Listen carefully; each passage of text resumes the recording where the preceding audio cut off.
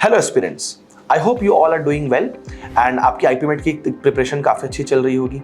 अब जो बच्चे जो अगले साल एग्जाम देने वाले हैं उनके लिए सबसे बड़ा जो चैलेंज आता है अरिथमेटिक, क्योंकि मैथ्स वो स्कूल में पढ़ रहे हैं, अलजेब्रा उन्होंने पढ़ा हुआ है, अरिथमेटिक का फाउंडेशन बिल्ड नहीं हो पाता है क्योंकि उनको लगता है कि हमने रेशियो प्रोपोर्शन 6ठी 7वीं 8वीं में पढ़ा, उसके बाद हमें एक लॉन्ग गैप मिल गया और जहाँ प्रॉब्लम बहुत कॉम्प्लेक्स आते हैं। आई नो कि अरिथमेटिक सेक्शन थोड़ा सा चैलेंजिंग है, जहाँ पर हमें ये सुनने के लिए मिलता है कि वेरिएशंस बहुत सारे हैं, तो कैसे उसको हम कोप अप करें। अब जो बच्चा एक नॉन मैथ्स का बच्चा है जो मैथ्स को इस चीज़ से छोड़ता है क्योंकि उसे लगता है कि वो प्रॉब्लम सॉल्व नहीं कर पा रहा है, उसकी कैलकुलेशन स्लो है, तो कैसे अपनी अरिथमेटिक को वो फाउंडेशन से बिल्ड कर सकता है, इसके बारे में हम इस वीडियो में बात करेंगे।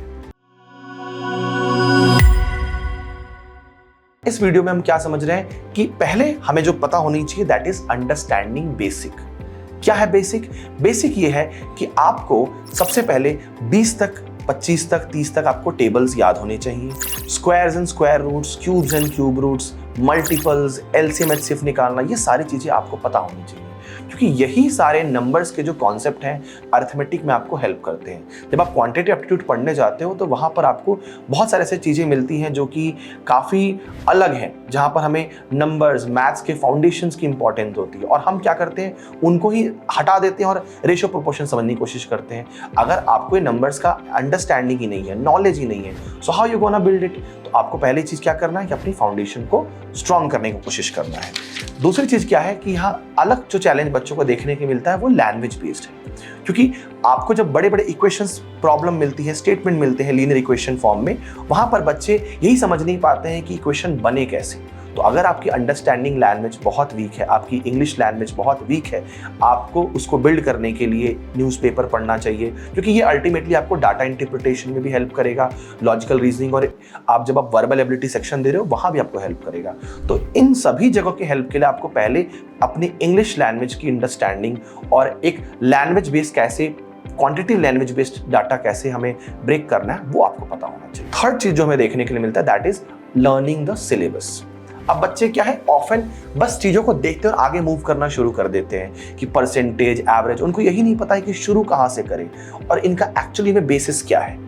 तो अगर हम बहुत शुरुआत से देखें तो सबसे पहले जो दो टॉपिक हमें सबसे अच्छे से आने चाहिए वो होना चाहिए रेशियो, प्रोपोर्शन और परसेंटेज। ये दोनों टॉपिक एक दूसरे से काफ़ी इंटरलिंक्ड है। अगर आपको पता है तो रेशियोज को जब हम 100 से मल्टीप्लाई करते हैं तो वो परसेंटेज बन जाता है, परसेंटेज को 100 से डिवाइड करते हैं तो रेशियो बन जाता है। ये दोनों एक दूसरे से काफ़ी इंटरलिंक्ड है।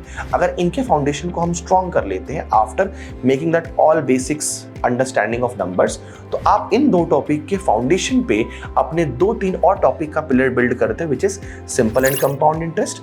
उसके बाद आपका आता है प्रॉफिट लॉस एंड डिस्काउंट। ये 2-3-4 टॉपिक आपके कवर हो जाएंगे जब आपका रेशियो, प्रोपोर्शन और परसेंटेज स्ट्रॉन्ग है। सो सबसे पहले क्या करना है, रेशियो, प्रोपोर्शन एंड परसेंटेज को स्ट्रॉन्ग बनाना है।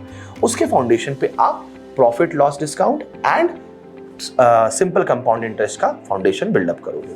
ये चीजें हम 7वीं 8वीं में पढ़ के आते हैं। नेक्स्ट जब आगे बढ़ते हैं तो अगला चैलेंज हमें देखने को मिलता है मिक्सचर एलिगेशन प्रॉब्लम्स के लिए। इसका फाउंडेशन हमारा एवरेजेस है। एवरेजेस हमने मीन चैप्टर में भी, स्टैटिस्टिक्स में भी पढ़ा हुआ है और हमने एवरेज निकालना नॉर्मली भी सीखा है नंबर्स के साथ। तो जब आप एवरेज टॉपिक को अच्छा से स्ट्रॉन्ग बना लेते हो, एवरेज की फाउंडेशन पे आपका आता है mixture allegation. And mixture allegation के कॉन्सेप्ट पे बहुत सारे vast varieties of problem solve होती है, तो एवरेज स्ट्रॉन्ग करना है। तो नेक्स्ट जब हम आगे बढ़ते हैं तो वहां हमें फिर मिलता है डायरेक्ट इनवर्स प्रोपोर्शन, जो हमने क्लास 8 में पढ़ा हुआ था, और उस फाउंडेशन पे हमें work and time, pipe and cistern, work and efficiency, इस तरह के सारे टॉपिक जो है हमारे वो डायरेक्ट इनडायरेक्ट प्रोपोर्शन के चैप्टर पे ही देखने के लिए मिलते हैं। नेक्स्ट जब हम थोड़ा और आगे बढ़ते हैं तो 9th-10th में हम लीनियर इक्वेशन इन 2 वेरिएबल पढ़ते हैं। वहाँ हमें फिर जो है time, speed, distance, train problems, boat and stream, upstream downstream के प्रॉब्लम्स, ये सारे टॉपिक हमें मिलती हैं। तो अगर ये देखा जाए तो हम स्टार्ट करेंगे 6th, 7th, 8th के फाउंडेशन से। अब इसमें हम एक रिकैप लेते हैं जो भी चीजें मैं आपको बताई। The first thing, 6th, 7th, 8th के फाउंडेशन पे रेशियो, प्रोपोर्शन, उसके फाउंडेशन से आपका simple compound interest, profit loss discount. Next हमारा 8th, 9th पे जब आते हैं तो वहां पर हम डायरेक्ट इनवर्स प्रोपोर्शन सीखते हैं। उसके बेसिस पे हमारे जो टॉपिक हैं work and time, pipe and cistern, ये सारे टॉपिक कवर हो जाएंगे। 9th, 10th के फाउंडेशन पे लीनियर इक्वेशन के टॉपिक से हम क्या बिल्डअप कर सकते हैं, ट्रेन के प्रॉब्लम्स, बोट के प्रॉब्लम्स, उसके अलावा फिर हमारे जो है स्ट्रीम, रेस प्रॉब्लम। तो ये चीज़ हमारा जब फाउंडेशन बिल्डअप हो जाएगा तो उसके बाद हम आगे क्या कर सकते हैं, इसके बाद हमें चाहिए रेगुलर प्रैक्टिस। मोर से मोर जितना हो सके डेली बेसिस पे हमें 10 से 15 क्वेश्चंस डेली लगाने हैं टॉपिक वाइज। आप सेट्स डिवाइड कर दो कि इस चैप्टर को हम पहले करेंगे, इस चैप्टर पे क्या क्या क्वेश्चन करने हैं वो टारगेट करो, उन चैप्टर्स के क्वेश्चंस को करो। डिफरेंट सोर्सेज का आप यूज कर सकते हो। मार्केट में बहुत सारी कैट लेवल की बुक्स आपको देखने के लिए मिलती है, मैं किसी का नाम नहीं लूंगा। आप मार्केट्स में बहुत अननोन होंगे आपको बुक्स, उन बुक्स को आप प्रेफर कर सकते हो। उन बुक्स के बेसिस पे आपकी फाउंडेशन स्ट्रांग होगी।